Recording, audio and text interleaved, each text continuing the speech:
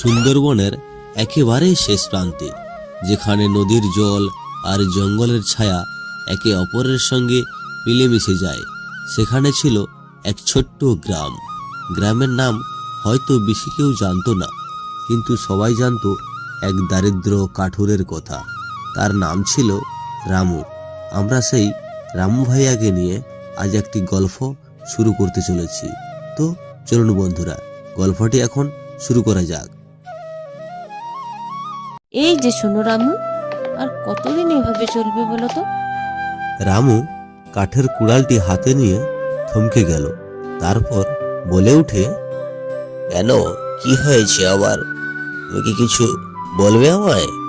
প্রতিদিন জঙ্গলে যাও, কাঠ কাটো, বাজারে বিক্রি করো, পয়সা আসে সামান্য, সংসার চলে না।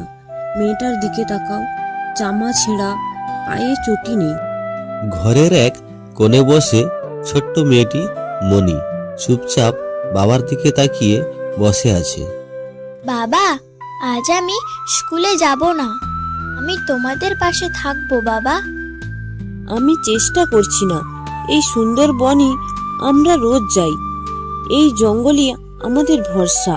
আমি চাই না আমাদের মেয়েটা কষ্ট পাক, কিন্তু ভাগ্য তো আমাদের সাথ দেয় না। বা, তুমি জঙ্গলে গেলে আমার খুব ভয় লাগে। তুমি কি একদিন আমাদের জন্য ভালো দিন আনবে না? আমি শুধু চাই আমাদের ঘরটা হাসুক।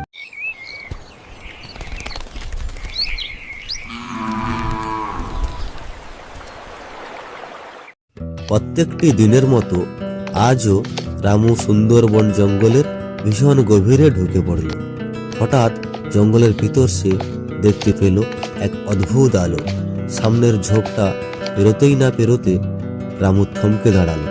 সামনে দেখতে পায় একটি বড় সোনার গাছ। এ কি দেখছি আমি? এটা কি স্বপ্ন নাকি? না, বনদেবী কোনো পরীক্ষা নিচ্ছে আমার। আমি যে গরিব মানুষ, লোভে পড়লেই সব শেষ হয়ে যাবে যে। হে ঈশ্বর, আমায় কিছু সত্যের পথ দেখাও। এরপর রামু একটু চিন্তা ভাবনা করে গাছ থেকে একটি ছোট্ট ডালা নিলেন। বাজারে নিয়ে এসে জানতে পারল সেটা ছিল নাকি পুরো খাঁটি সোনা। সেদিন থেকেই বদলে যায় রামুর জীবন কাহিনী। যাই হোক, এতদিন পর ভগবান চোখ তুলে তাকালো বলে মনে হচ্ছে আমাদের। এত টাকা আজ বাড়ি নিয়ে যাচ্ছি। বাড়ির গিন্নি, আমার মেয়ে, সবাই একটু আনন্দ পাবে। আমি এখনই গিয়ে আমার গিন্নির হাতে টাকাগুলো তুলে দেই, তাহলে সবাই মজা করে একসঙ্গে আনন্দ করব। হে ভগবান, তোমাকে অশেষ অশেষ ধন্যবাদ আমার মতো এই গরিব মানুষটিকে একটু চোখ তুলে তাকানোর জন্য। রামু, এত টাকা? আমি তোমাকে ভুল বুঝেছিলাম। যদি প্রতিদিন একটু বেশি করে আনো, তাহলে আমরা আর কখনোই গরিব থাকবো না। শিলা, বেশি চাওয়াটাই মানুষের সর্বনাশ ডেকে আনে। এই গাছ আমাদের ধনী করার জন্য নয়, আমাদের মানুষ করার জন্যই এসেছে। যতটা দরকার ঠিক ততটাই নেওয়া অনেক ভালো। আমাদের লোভ করাটা মোটেও সুবিধাজনক হবে না। আমরা খুবই গরিব মানুষ, বেশি চাওয়াটা পছন্দ করবে না কেউ। কিন্তু লোভ থামে না সহজে। গ্রামবাসীরা আস্তে আস্তে সবাই জানতে পারলো সোনার গাছের কথা। একদিন সবাই একসঙ্গে জঙ্গলে হাজির হলেন সোনার গাছের পাশে।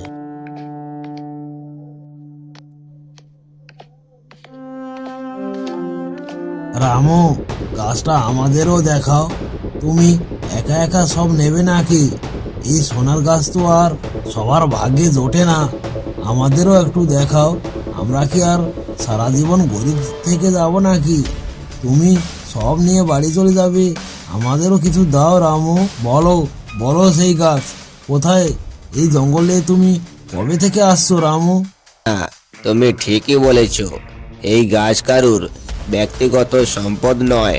মনে রাখো, প্রকৃতি লোভ সহ্য করে না। যে বেশি চায় সে সবকিছুই হারায়। এটা কিন্তু আমাদেরকে খেয়াল রাখতে হবে।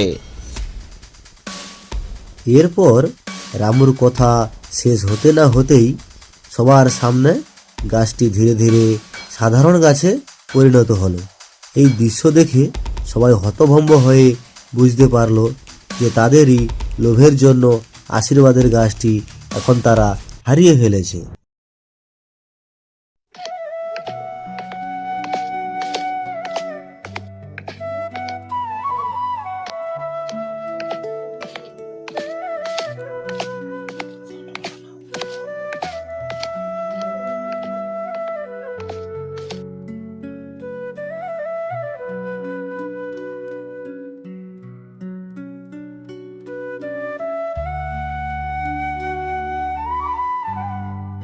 আমরা কি তাহলে গরিব হয়ে গেলাম?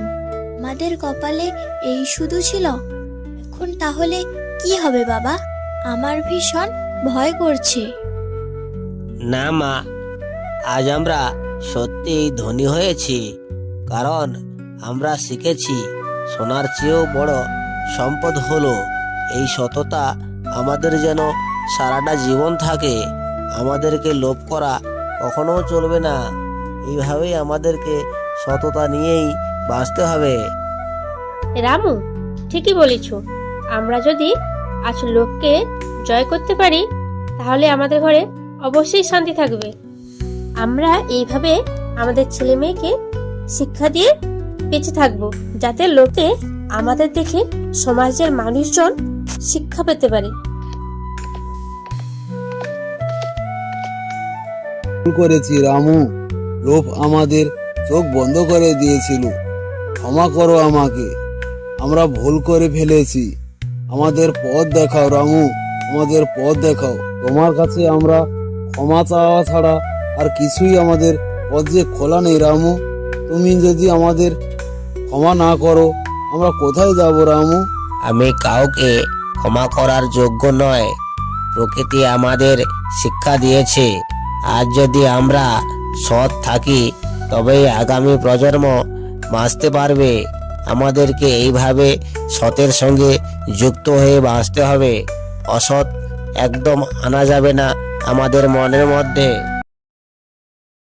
হ্যালো আমার ছোট্টখাটো কার্টুন প্রেসী বন্ধুরা, আমাদের এই গল্পটিকে একটুখানি ভালোবেসে লাইক, কমেন্ট, শেয়ার ও সাবস্ক্রাইব করতে ভুলো না যেন।